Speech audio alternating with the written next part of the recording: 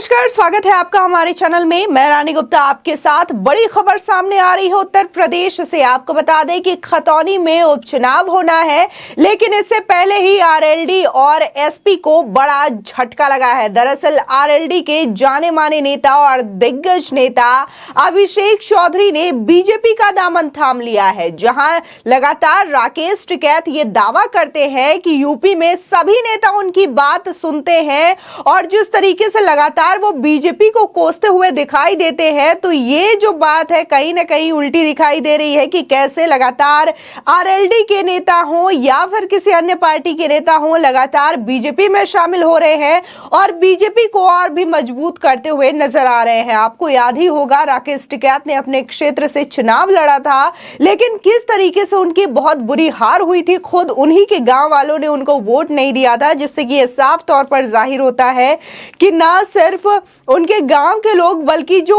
वहां के नेता हैं, उनके क्षेत्र के नेता हैं, वो भी शायद उनकी बातें नहीं सुनते और लगातार बीजेपी का दामन थाम रहे हैं। उत्तर प्रदेश में बीजेपी को मजबूत कर रहे हैं। भले ही राकेश टिकैत लगातार ये दावा करते हो कि जो यूपी में या फिर अन्य जगहों पर बीजेपी चुनाव जीत रही है, ये बेईमानी से जीत रही है, लेकिन जो जनता का समर्थन दिखाई दे रहा है सामने या फिर अन्य नेताओं का समर्थन दिखाई दे रहा है, उससे ये साफ जाहिर होता है कि बीजेपी को लगातार लोगों का समर्थन मिल रहा है, जिसकी वजह से ही बीजेपी चुनाव जीत रही है हर राज्य और हर उपचुनाव में। को बता दें, उत्तर प्रदेश के मुजफ्फरनगर जिले की खतौनी विधानसभा से उपचुनाव में टिकट नहीं दिए जाने की वजह से राष्ट्रीय लोकदल के नेता अभिषेक चौधरी ने पार्टी से बगावत कर दी है। उन्होंने भारतीय जनता पार्टी का दामन थाम लिया। इसके पहले उन्होंने आरएलडी से खतौनी विधानसभा उपचुनाव के लिए टिकट मांगा था, लेकिन आरएलडी ने इस सीट से मदन भैया को मैदान में उतार दिया, जिसके बाद नाराज होकर अभिषेक चौधरी ने बीजेपी का दामन थाम लिया है। आपको बता दें, ये जो राष्ट्रीय लोकदल की ओर से खतौनी विधानसभा सीट पर मदन भैया को टिकट दिए जाने के बाद अभिषेक चौधरी ने नाराजगी जताई थी। इसी समय बीजेपी के प्रदेश अध्यक्ष भूपेंद्र चौधरी ने मंगलवार यानी कि 15 नवंबर के रात को ही अभिषेक चौधरी को अपने घर बुलाकर भारतीय जनता पार्टी की सदस्यता ग्रहण करवाई है। आपको बता दें, राष्ट्रीय लोकदल के राष्ट्रीय प्रवक्ता रह चुके अभिषेक चौधरी गुर्जर मंगलवार को यहां प्रदेश बीजेपी अध्यक्ष भूपेंद्र सिंह चौधरी के आवास पर बीजेपी में शामिल हुए।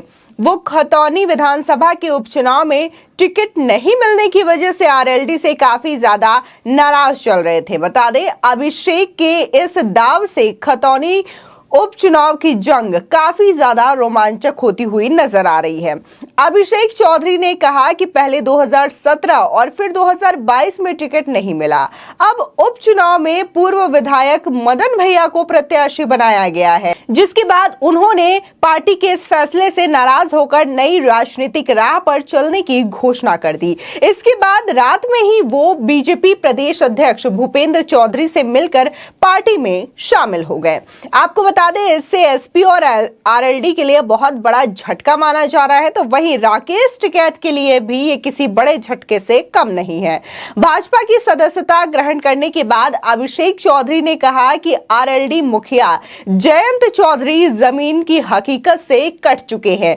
वे लगातार पार्टी के निष्ठावान और समर्पित कार्यकर्ताओं की उपेक्षा कर रहे हैं, जबकि प्रधानमंत्री नरेंद्र मोदी और मुख्यमंत्री योगी आदित्यनाथ के नेतृत्व में बीजेपी सरकार गरीब कल्याण में काम कर रही है। प्रदेश अध्यक्ष भूपेंद्र सिंह चौधरी के नेतृत्व में पार्टी की नीति व सिद्धांतों के अनुसार कार्य करते हुए वो बीजेपी के एक सिपाही के रूप में काम करेंगे।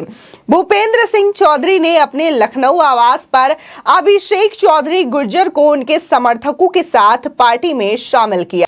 आपको बता दें कि अभिषेक चौधरी का भूपेंद्र चौधरी ने स्वागत किया पार्टी में और कहा कि उनके भाजपा में सम्मिलित होने से उन्हें मजबूती मिलेगी। इसी के साथ ही अभिषेक चौधरी के बड़ी संख्या में अपने समर्थकों के साथ बीजेपी की सदस्यता ग्रहण करने से बीजेपी की विचारधारा को आगे बढ़ाने में बल भी मिलेगा। आपको बता दें, साल 2013 के मुजफ्फरनगर दंगों से जुड़े एक मामले में बीजेपी विधायक विक्रम सैनी को एक विशेष अदालत द्वारा दोषी ठहराए जाने और सजा सुनाए जाने के बाद उनकी विधानसभा सदस्यता रद्द कर दी गई, जिसके बाद इस सीट पर उपचुनाव करवाया जा रहा है। और इस साल की शुरुआत में हुए विधानसभा चुनाव में विक्रम सैनी ने आरएलडी के राजपाल सैनी को 16,345 मतों से हराया था। आरएलडी की ओर से खतौली से उम्मीदवार मदन भैया ने इसके पहले गाजियाबाद के लोनी विधानसभा से आरएलडी के टिकट पर लड़ा था, लेकिन बीजेपी के मौजूदा विधायक नंद किशोर गुर्जर से उन्हें हार का सामना करना पड़ा था। अब इस बार बीजेपी ने खतौली सीट से विक्रम सैनी की पत्नी राजकुमारी सैनी को प्रत्याशी बनाया है।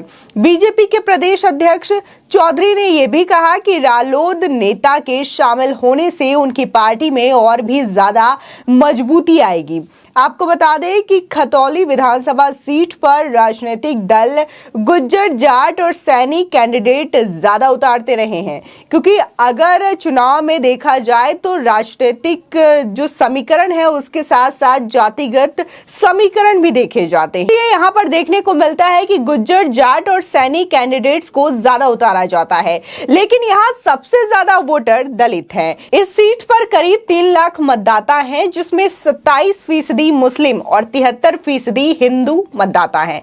हिंदू वोटों में करीब 60,000 दलित है, इसके बाद 30,000 सैनी और करीब 27,000 गुज्जर हैं। इनके अलावा जाटों के भी इस सीट पर 24,000 वोट हैं। आपको बता दें कि खतौली में बीते 4 चुनावों का एक विश्लेषण हम आपके सामने कर रहे हैं। साथ ही इस साल हुए चुनावों के वोटों के हिसाब से ये भी हम समझने की कोशिश करेंगे कि उपचुनाव में नतीजा पलट सकता है, यानी कि आरएलडी की जीत हो सकती है यहाँ पर, या फिर जिस तरीके से 2 बार लगातार बीजेपी इस सीट से जीत रही है तो एक बार क्या फिर से बीजेपी ही इस सीट में जीतने में सफल होगी, क्योंकि देखने को मिल रहा है कि आरएलडी और एसपी जो है गठबंधन के साथ चुनाव कर रहे हैं और ऐसे में अब उनके दिग्गज नेता ने पार्टी छोड़ करके बीजेपी की सदस्यता ग्रहण कर ली है, तो इससे एसपी और आरएलडी के गठबंधन को बड़ा झटका लगता हुआ दिखाई दे रहा है। फिलहाल इस तरीके की चीजें देखने को मिली थी कि विधानसभा चुनाव में यूपी में लगातार अखिलेश यादव और जयंत चौधरी एक साथ आए थे, एक मंच पर आए थे। इसके बावजूद किस तरीके से विधानसभा चुनाव में उनकी करारी हार हुई थी और एक बार फिर से प्रदेश में बीजेपी की सरकार बनी थी और योगी आदित्यनाथ फिर से मुख्यमंत्री बने थे, ये सभी ने देखा था। भले ही मैनपुरी में भी उपचुनाव हो रहे हैं, वहां से अखिलेश यादव ने अपनी पत्नी डिंपल यादव को टिकट दिया है। ऐसे में ये कहा जा रहा है कि ये जो उत्तर प्रदेश में उपचुनाव हो रहे हैं वो बेहद रोमांचकारी होंगे और कहीं ना कहीं जो इसके नतीजे हैं वो बीजेपी के फेवर में भी आते हुए दिखाई दे सकते हैं, क्योंकि लगातार अभी जो हाल ही में उपचुनाव हुए थे 7 राज्यों में, उसमें भी यही देखने को मिला था कि कैसे 4 सीटें बीजेपी के खाते में आई है। ऐसे में उम्मीद लगाई जा रही है कि उत्तर प्रदेश में भी चुनाव होता है तो ये सीट भी बीजेपी के खाते में आती है, और अगर ऐसा हुआ तो इससे न सिर्फ अखिलेश यादव जयंत चौधरी को झटका लगेगा, बल्कि अपने आप को किसान नेता कहने वाले राकेश टिकैत को भी बड़ा झटका लगेगा। फिलहाल आपकी इस खबर पर क्या राय है, हमारे कमेंट सेक्शन में जरूर बताएं। आगे की और भी अपडेट के लिए चैनल को सब्सक्राइब करना ना भूलें।